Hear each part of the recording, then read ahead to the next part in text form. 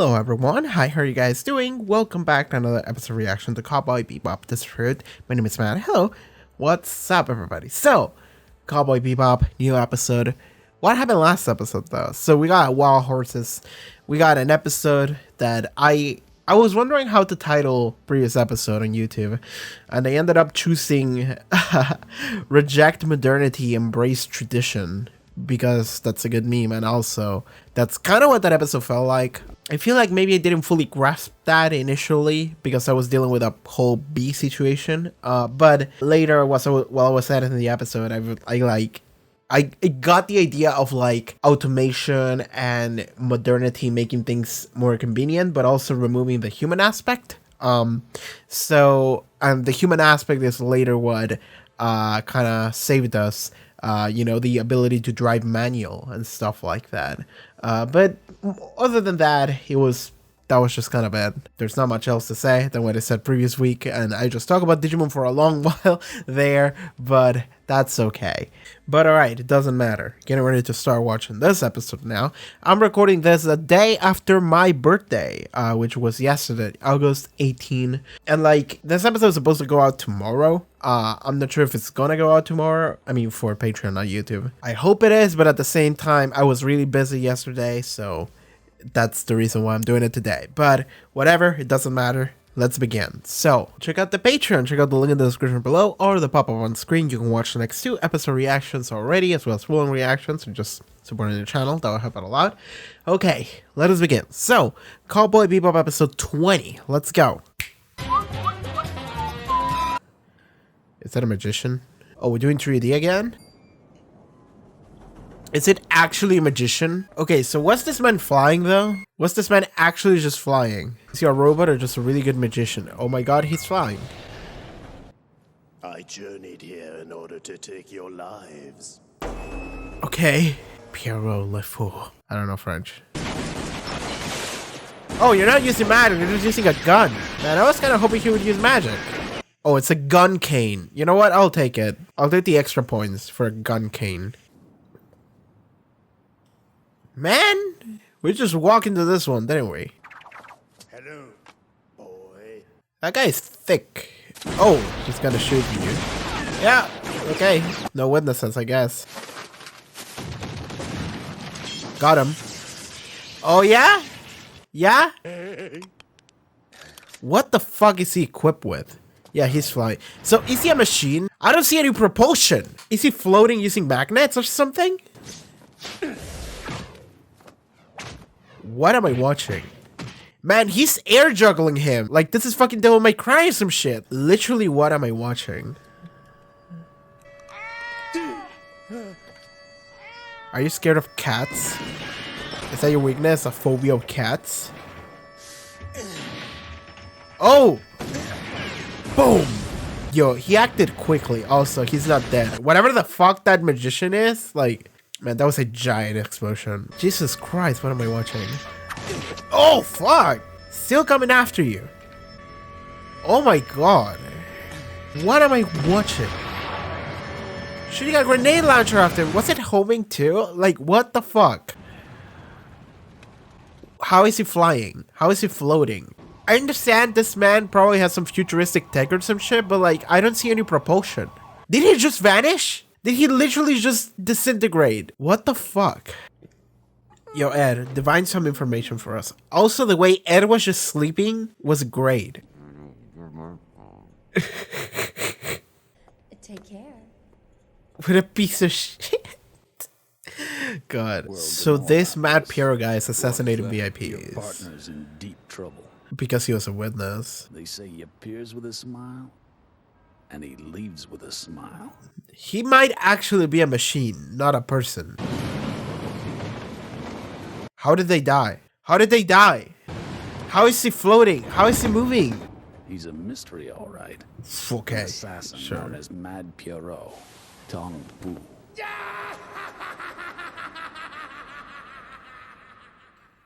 I have so many questions regarding this character. Fei! Some weird mail came for Bebop Fei, Bebop. Fei, Bebop, Bebop. Wait a minute. This is... All right, don't tell Spike about this.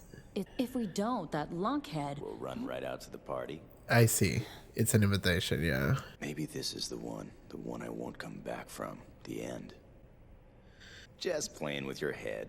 Would you rescue me if it were true? There's still 6 more episodes, so. Lunkhead, lunkhead, lunkhead. A call from Jet.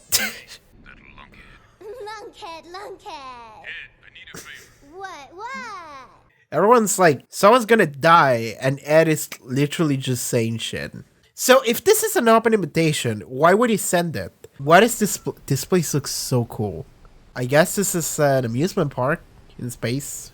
Okay, but why would he invite Spike out to come here? Like, this makes no sense. Because obviously the person wouldn't show up. Unless there's some other reason why he's doing this. Or he knows Spike will come back.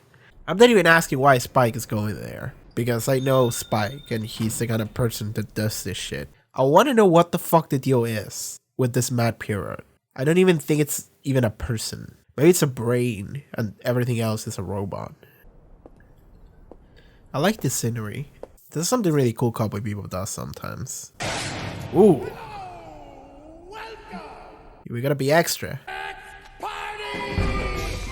Yay. He had a secret switch that would turn on everything immediately. Well, I guess we're not talking. Why the fuck are we doing? Man, the way this man is animated too. It's dangerous in here. Let's play outside. This is so crazy. I love it. Some dangerous in here. Ooh, shit. This is like a fever dream. I love it. Oh boy. This is insane. I love it. This is so cool. Are we gonna hack?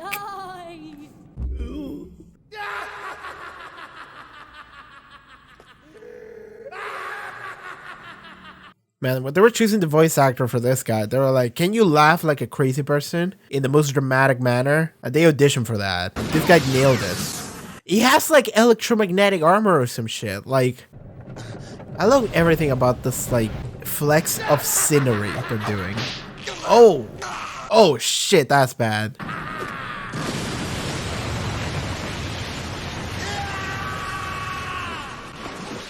Yeah, ultra hacking.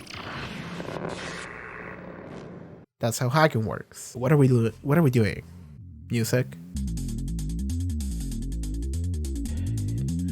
Oh, is it just one guy that they drugged the fuck out of? They conducted like a lot of generic experiments on him. There's a cat. Yeah? Why is the cat important? Oh, he has a fear of cats because a cat was there, so it reminds him of his trauma. ISSP assassination skills enhancement experiment. It's just a government assassin. Progression Regression of the mind occurred during the enhancement development process. Progression of the mind. Experiment cancelled. Experiment cancelled. And somehow it escaped. Or somebody broke him out. Somebody has to have broken him out. And then they used him to assassinate the VIPs. They basically gave him a job. Or he himself did it. Well, I guess he himself did it. Yeah. He escaped from the facility to seek revenge. Alright. But now he seems to actually enjoy the act of killing. His mind is continuing to regress. So he's like a child with superhuman combat capabilities. There's nothing more pure and cruel as a child. Sundowner moment. Like I said, Jack, kids are cruel. And I'm very in touch with my inner child. Okay. Ooh. Ugh. Oh boy. Bro, run, yeah. Hello. Hello. Hello. Hi. Do we have a cat puppet or something? That could do it. A giant cat, yeah. A mini cat. That works. That does it. That does it. That's a trauma triggering. How do you take him out? That's the question. Like, he has the electromagnetic armor. Also, he can, like, fly and shit. Explosives didn't do it. Like, what could do it? A dagger.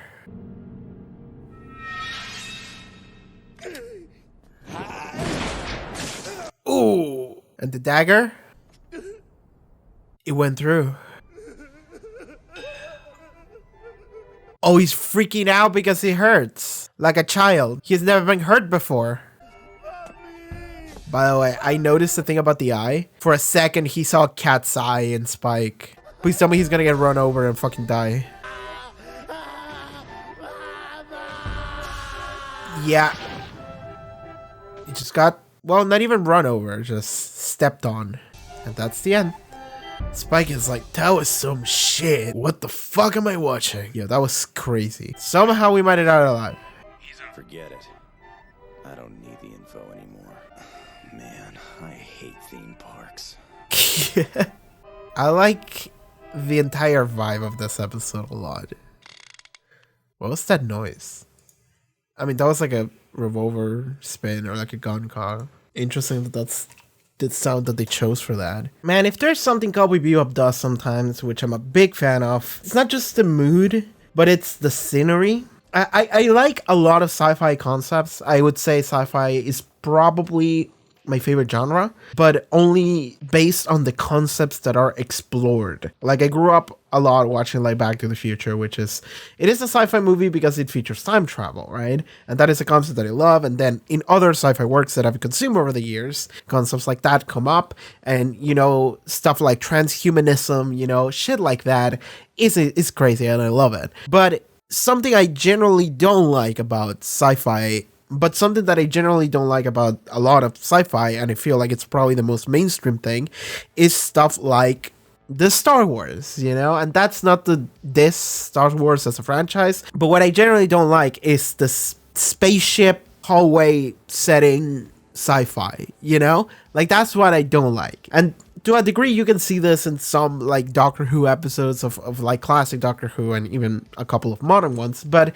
what I do want to see is different planets, different scenery, different times. And Cowboy Bebop definitely does have a lot of like spaceship hallway moments, but it also does have some incredibly cinematic looking scenery. Like, again, I keep remembering the comment that somebody left me on the 5th episode of the show that said like, I don't really watch the show a lot, or really don't think about it often, but the scene of Spike walking towards the church with the like rain song playing is forever burned into my mind, and I feel this exact same way.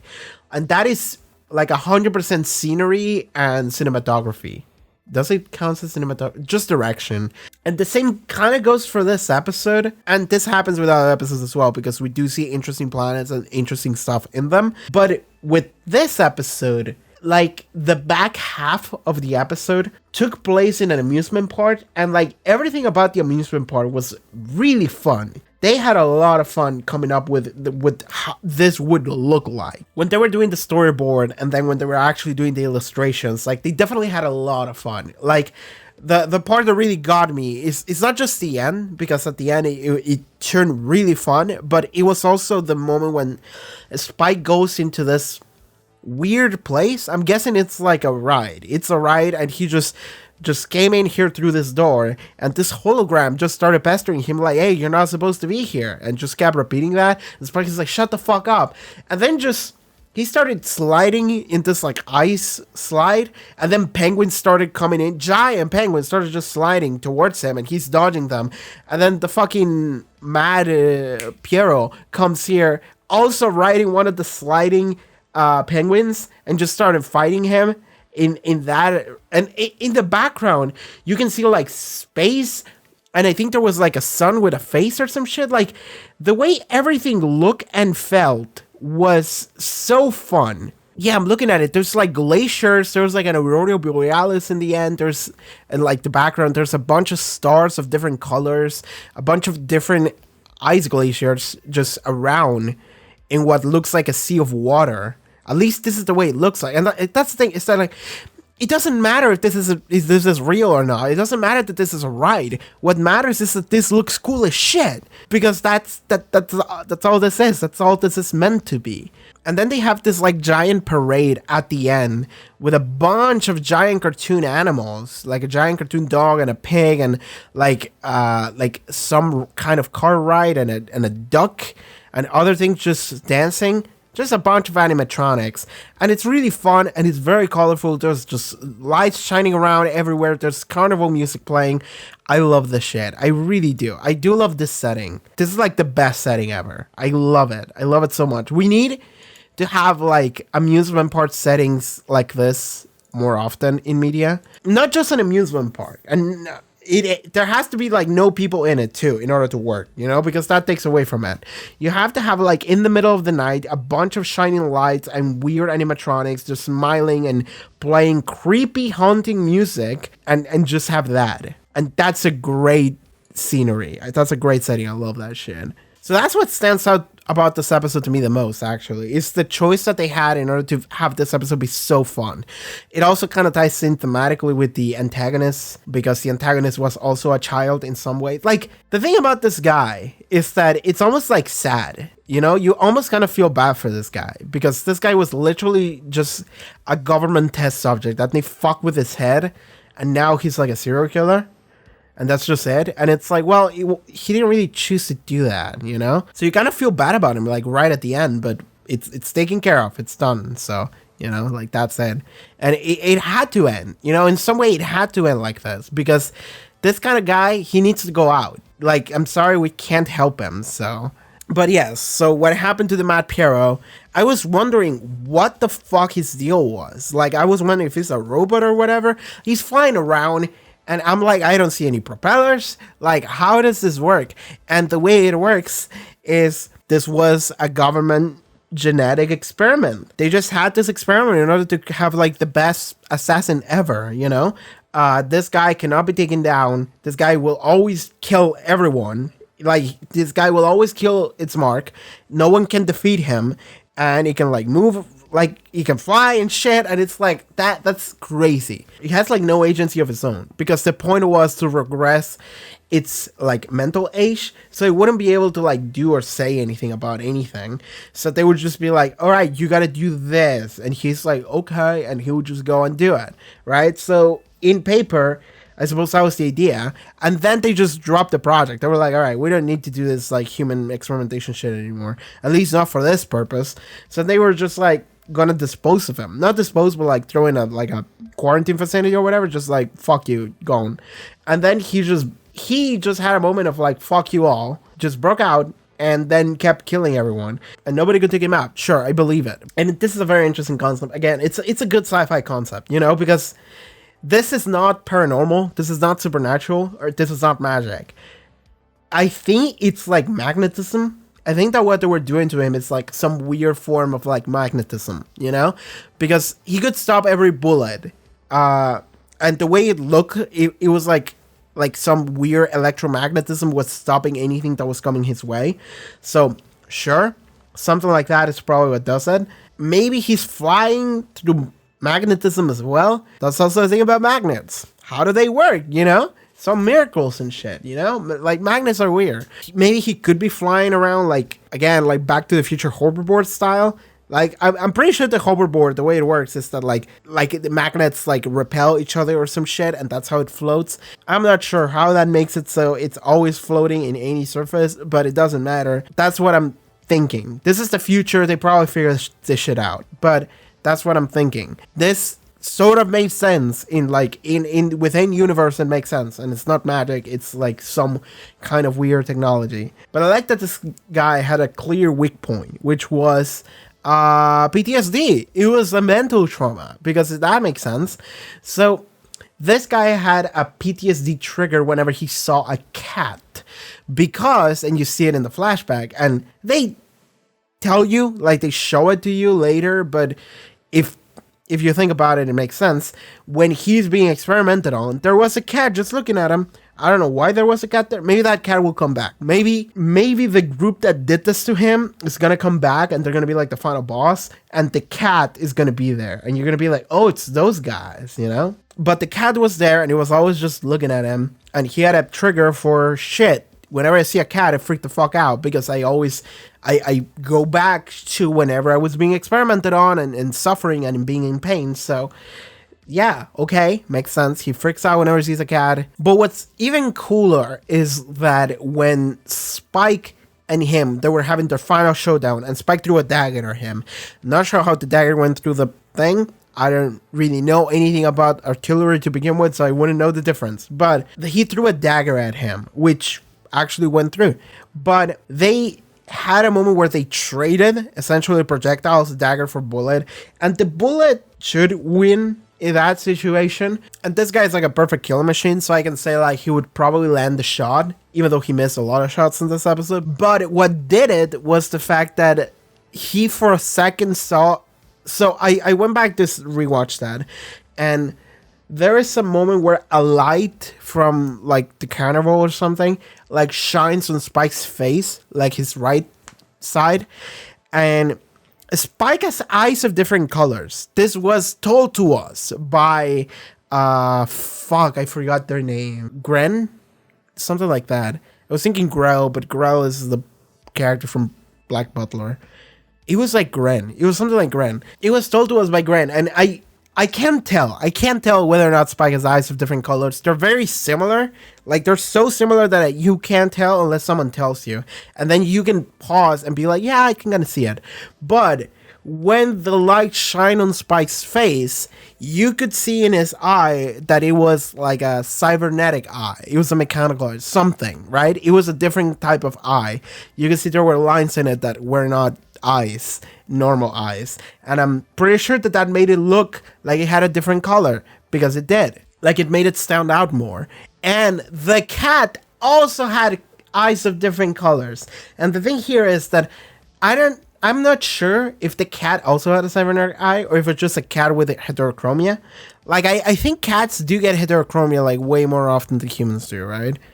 Cat heterochromia. It's also depending on the breed of cat. I'm not sure what breed of cat that one was, so I would probably do a more educated Google search if I did, but I don't. So yeah, I'm just gonna say that was probably a cat with heterochromia. Maybe it had a cybernetic eye. If that cat is gonna come back in the future, it probably did.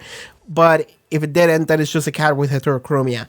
But seeing Spike's eye have a different color for a second, because he probably does have a cybernetic eye, then that's what did it. He saw that and he flinched. He was like, oh shit, because he remembered the fucking cat. PTSD trigger. It's not just cat, it's heterochromia as well. So he saw that, he freaked out, he flinched, and that's when Spike went to throw the dagger.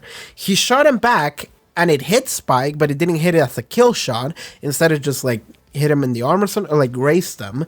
And he got stabbed with the dagger in the leg, actually. It wasn't also a deadly hit. But the thing is that the Mad Pierrot is actually mentally a child, which means that when he got stabbed, he was like, oh, fuck, I got stabbed. Oh, it hurts. And he just started throwing a tantrum just on the floor, just like, shit, this hurts. And at one point, I think he just started screaming, mommy, or something like that. Again, child. And he just did that, and he just lay there on the ground, just fucking screaming in pain, until a giant animatronic dog that was in the parade just stepped on him and presumably instantly killed him.